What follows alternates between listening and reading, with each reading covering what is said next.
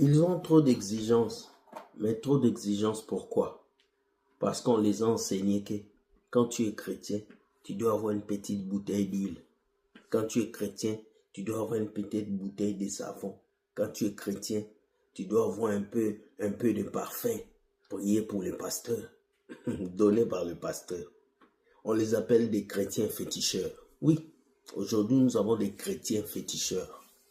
Mesdames et messieurs, bienvenue dans votre émission Entre nous. Ici, nous disons la vérité aux faux pasteurs, mais nous encourageons les vrais à continuer avec le Seigneur. Pour commencer, je vous dis générique. Pengouin pasteur, il lave nos mamans. Pengouin pasteur. La première vidéo, et non la moindre, c'est la vidéo d'un pasteur qui prie que j'aime beaucoup. Il nous explique ces comportements que les chrétiens ont développés. Ces comportements de fétiches. Ces comportements de féticheurs qu'ils avaient dans le monde, qu'ils ont apportés dans le Seigneur. Tu pries pour un chrétien, tu finis de prier pour lui, il veut une bouteille d'huile d'onction. Il veut un petit savon prophétique. Il veut de l'eau bénite. Alors que la Bible dit, ce n'est que le nom de Jésus qu'il faut. Écoutez notre cher ami qui nous parle. J'aime beaucoup ce pasteur et nous revenons. Écoutez-le. C'est inquiétant. Plus les jours passent, plus vous voyez combien de fois l'on a dans ces derniers temps développé des réflexes de féticheurs, de féticheuses dans la vie des chrétiens et des chrétiennes, ou des gens qui se disent chrétiens ou chrétiennes. Ils sont à l'église, vous les voyez, ils parlent la langue, ils prêchent, ils évangélisent, ils ont de grosses Bibles, ils payent leur dîme, ils font tout ça, mais ils ont des réflexes de féticheurs, comme si ils s'étaient trompés de place. Voyez-moi, il y a une femme une fois qui est venue me voir, et puis quand j'ai fini de prier pour elle, elle expliquait son problème, j'ai prié pour elle, j'ai fini. Elle partait, elle me dit, papa, tu n'as pas un petit truc pour moi? J'ai dit, un petit truc. Elle dit, oui, il y a un peu d'huile que je peux mettre à la maison, ou bien mettre sur moi, ou bien de l'eau pour laver mon visage, ou bien un peu de sel pour mettre dans la maison pour que les sorciers ne rentrent pas. Elle tenait tellement à ça. Je lui ai dit, c'est pour faire quoi? Elle dit, non, on nous donne ça souvent pour se protéger. On nous donne ça pour se protéger. Donc, si tu as des petits trucs comme ça, tu peux me donner. Peu importe le prix, moi j'ai payé. Et parce qu'on a besoin de ça aussi. Papa, c'est vrai, Jésus est mort, hein, mais on a besoin de ces petites choses-là. Elle est diaconesse. Des années à l'église. Regarde le réflexe qu'elle a.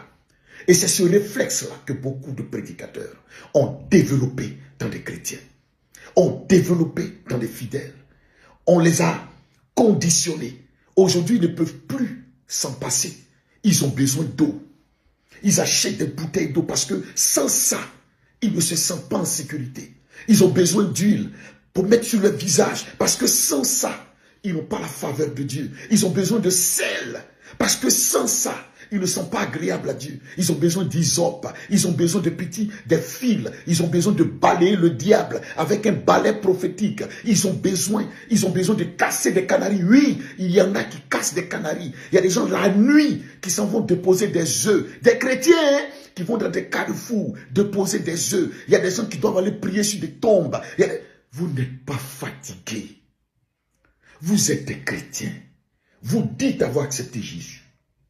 Mais regardez ce que vous faites. Vous n'êtes pas fatigué vous-même. Vous n'êtes pas fatigué. Soit vous êtes des féticheurs, soit vous êtes des chrétiens. Soit vous êtes des féticheurs. Dans ce cas, dites-le ou retournez à votre vie ancienne. Soit vous êtes des chrétiens. Le nom de Jésus ne vous suffit plus. La Bible dit, aussi Dieu lui a donné le nom qui est au-dessus de tout nom, afin qu'au nom de Jésus, tout genou fléchisse dans les cieux, sur la terre et sous la terre, et que toute langue confesse que Jésus est Seigneur à la gloire de Dieu le Père. Vous-même, quand vous faites ce que vous faites là, vous n'êtes pas fatigué. Comme cette femme qui avait sa bouteille d'huile qu'elle mettait tous les jours. C'est comme ça qu'elle se sentait en sécurité. Et la bouteille d'huile, et l'huile est finie. Son pasteur a voyagé. Elle n'arrive pas à le joindre. Elle panique. Elle panique. Elle est à la recherche d'un prophète pour avoir une nouvelle bouteille d'huile. Sinon, le diable va rentrer dans sa maison à cause d'une bouteille d'huile. Vous êtes sûr que vous êtes des chrétiens. Voilà le réflexe qu'on a développé dans les églises. Donc quand je parle des hôtels, il ne faut pas que des gens viennent m'embrouiller. Parce que je sais de quoi je parle. Je sais dans quel trafic les gens sont aujourd'hui. Comment des vies ont été bousillées. Vous êtes des chrétiens ou bien vous êtes des féticheurs. Voilà. Notre cher ami qui prie a dit quoi? Les chrétiens ont développé ce comportement. Ils veulent un petit gris-gris.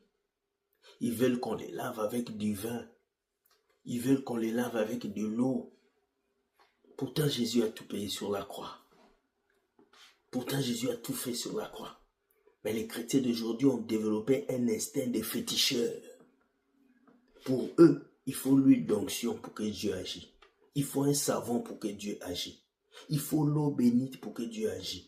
Il faut que le pasteur puisse venir à la maison pour que Dieu agisse. Je me rappelle de l'histoire d'une fille, un ami à moi qui est musulman, un ami au boulot. Il est musulman, mais qu'est-ce qu'il vient me dire? Il vient me voir et puis il dit, William, est-ce que c'est normal ce qui s'est passé chez mon ami? J'ai dit non, quoi? Il dit, mais mon frère William, j'ai une amie à moi qui est venue laisser ses habits chez moi. J'ai dit, pourquoi? Il dit, parce que elle fait tout et rien ne marche et son pasteur lui a dit de quitter la maison pour que lui puisse venir prier dans la maison. J'ai dit quoi? Donc la fille là, elle est chrétienne. Elle vient laisser ses habits chez mon ami musulman parce que son pasteur lui a dit que la maison est hantée. Donc elle doit laisser la maison au pasteur pendant une semaine pour que le pasteur prie.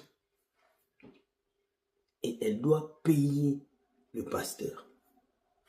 Vous voyez cette bêtise et ça se passe au Canada. La fille est une étudiante. Vous voyez là où l'ignorance peut amener quelqu'un. Une maison que toi tu payes. Une maison où tu dors. Tu dois laisser ça parce qu'un pasteur t'a dit de laisser. C'est triste. Mais regardez le comportement des chrétiens féticheurs. Aujourd'hui, les enfants de Dieu ne prient plus dans la simplicité. Aujourd'hui, il faut une prophétie. Il faut un message fort. C'est là que tu sais que Dieu est là. Des bêtises. Ouvrez vos yeux et sortez de ces choses. Sortez. Jésus est dans son nom. Tu l'invoques et puis il fait de grandes choses. Deuxième vidéo. La deuxième vidéo va vous parler des blessures causées par l'Église. L'Église détruit les gens en Afrique. Écoutez ce que cette femme va vous dire. Écoutez. Alors, il faut savoir que je suis partie. Je suis partie au bout de 2 ans et demi. À un bout de moment, j'en pouvais plus parce que je me rendais à chaque fois dans ce lieu avec la boule au ventre, à reculons. C'était devenu un véritable supplice. Pour moi, j'y trouvais plus aucun plaisir étant donné que je devais à chaque fois, chaque semaine, subir les regards remplis de haine de mes frères et sœurs en Christ.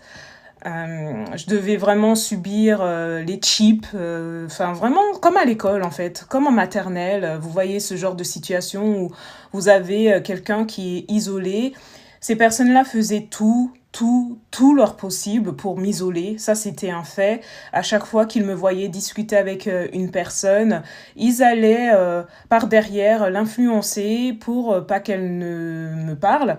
Et en fait, à chaque fois, tout ce que j'essayais de construire partait en fumée, sans explication, du jour au lendemain. Et ça a duré pendant 2 ans et demi. J'arrivais pas à partir de là-bas parce que c'était un lieu que je fréquentais depuis ma naissance. J'avais mes racines là-bas, j'avais tous mes repères. Et c'était douloureux pour moi de m'imaginer de quitter ce lieu. Ça m'a fait mal au cœur. Mais je suis arrivée à la conclusion qu'à un bout d'un moment, j'en pouvais plus. C'était devenu un véritable calvaire pour moi. Et au bout de 2 ans et demi, j'ai fini par demander mon transfert dans une autre église. À partir de ce moment-là, je me dis que enfin, j'entame un nouveau départ, sauf que malheureusement, je rencontre un homme qui va devenir mon mari. Et cette personne auprès de qui je vais me confier. Je pensais à l'époque bien faire en me confiant en lui, puisque, étant donné que j'avais été traumatisée dans l'ancienne église où je voyais quasi systématiquement les gens raconter des choses à mon encontre et qu'on me demandait jamais ma version de l'histoire, j'avais jamais la possibilité de me défendre. Donc à ce moment-là, j'ai décidé de prendre les devants et de tout lui dire, de lui raconter mon vécu, pour pas qu'il soit étonné et pour qu'il sache dans quoi il mette les pieds. En réalité, cet homme, ce qu'il a fait, c'est qu'il a utilisé tout ce que je lui avais confié pour le retourner contre moi et pour propager une nouvelle fois de plus une mauvaise image de moi à tous ceux qui voulaient l'entendre. Et pour le coup, ça a été un enchaînement de 5 années de plus d'harcèlement, de mépris de la part de mes frères et sœurs en Christ, encore une fois. Au bout de 7 ans, au total, je vous passe énormément de détails parce qu'il y a plein de faits que je vous relate pas dans cette vidéo, mais je pense que si je vous les disais de façon très détaillée, ça vous choquerait, vous ne me croirez pas, mais je vous assure que ce sont des choses qui se sont produites. Il y a un homme qui m'a... Enfin bref, peut-être que je vous raconterai ça dans une autre vidéo, j'ai pas envie que la vidéo fasse des heures et des heures. Mais c'est tout ça pour vous dire que en fait, ça s'est jamais terminé. Ça s'est jamais terminé, ça a continué jusqu'à aller dans mon mariage. Au jour d'aujourd'hui, j'ai quitté cet homme, j'ai divorcé de lui, je suis restée 6 mois mariée avec lui tellement que il me méprisait, tellement que il me faisait vivre des choses innommable. Vraiment, j'avais l'impression de m'être mariée avec le fils du diable. Je pèse mes mots, hein. Vraiment, mes mots sont forts, j'en ai conscience, mais c'était la réalité. Cet homme a voulu clairement me détruire. C'était pour ça qu'il était là, clairement. Et voilà, donc un bout d'un moment, au bout de 7 ans, j'en pouvais plus. Un bout d'un moment, l'église dans laquelle j'avais grandi, qui m'a vu naître, du coup a perdu une fidèle, une très chère fidèle, parce que j'étais une fervente chrétienne. J'adore toujours mon Dieu, mais cette histoire a failli de m'éloigner de Dieu, de mon créateur, de mon père, et plus jamais, quoi. Tout simplement, plus jamais. Comme je vous disais hier, j'ai fait un live et j'ai pleuré. J'ai pleuré parce que je suis déçue de soi-disant la communion fraternelle, d'accord ? Et en rien, c'est les pasteurs. Ce n'est pas les pasteurs. Vous savez que les pasteurs font un travail énormissime. Moi, je ne suis pas de ce genre de personne à critiquer les pasteurs parce que je sais que le travail qu'ils font et la charge mentale, elle est juste incroyable, ok ? Moi, je parle des personnes qui sont responsables et qui se permettent de manquer de respect. Déjà, de 1, ce sont les premiers à détruire les âmes dans les églises. Ce sont les premiers à colporter des rumeurs parce que lorsqu'il y a des responsables, lorsqu'il y a des rendez-vous tenus en secret, des choses, des discussions, des décisions qui sont prises, c'est les mêmes personnes qui vont aller raconter à leurs camarades les discussions qui concernent un frère ou une sœur. C'est pas normal, ok ? Il y a trop de manque de respect dans les églises. Les responsables parlent mal. Les responsables sont la cause de beaucoup de départs. S'il y a des gens aujourd'hui qui viennent, des personnalités qui viennent à l'église et qui trouvent en fait des responsables qui sont hyper zélés, en fait déjà parce qu'ils sont personne dehors, mais comme ils ont un petit poste à l'église, se permettent de manquer de respect aux gens, c'est pas normal.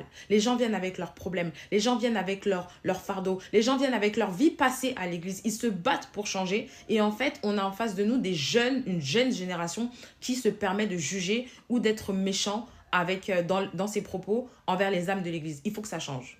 Il faut que ça change. Les gens sont fatigués d'être blessés. Moi, je suis blessée parce que je trouve qu'il y a des comportements qui ne sont pas normaux. Et ce n'est en rien les pasteurs. Parce que les pasteurs, des fois, même sont même pas au courant. Parce que quand les responsables, vous avez des entrevues avec eux, ils vont cacher, ils vont modifier les propos qu'ils ont avec vous pour aller dévoiler, pour dire tout et n'importe quoi aux pasteurs. Et ça, c'est pas normal. Parce que ça brise le cœur des gens qui viennent avec sincérité. Beaucoup cherchent le Seigneur, mais beaucoup repartent chez eux parce qu'ils sont fatigués en fait d'avoir des histoires.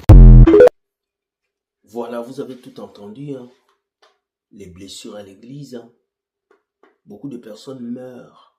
Ils sont en silence. Ils ont été blessés par l'église, déchirés par l'église. En fait, ce n'est pas l'église qui a blessé les gens.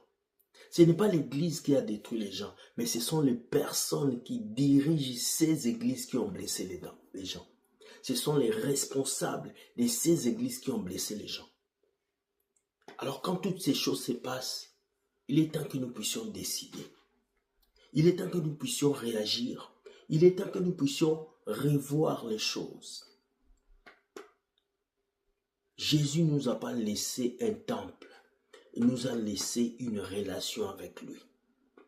Alors mes chers amis, l'église peut te blesser. Un pasteur peut te blesser. Les chrétiens peuvent te blesser. Mais ce qui est important, c'est de maintenir ta relation avec Dieu. L'église ne te sauve pas. Ce qui te sauve, c'est la parole de Dieu dans ton cœur. Dites-moi ce que vous pensez de ça. Et j'aurai l'aimabilité de vous répondre. Ce soir, nous aurons notre live qui a pour titre Will Gospel TV Show. Nous allons écouter vos questions et nous allons répondre. Et nous allons passer de bons moments. 15h heure du Canada et 21h heure de France.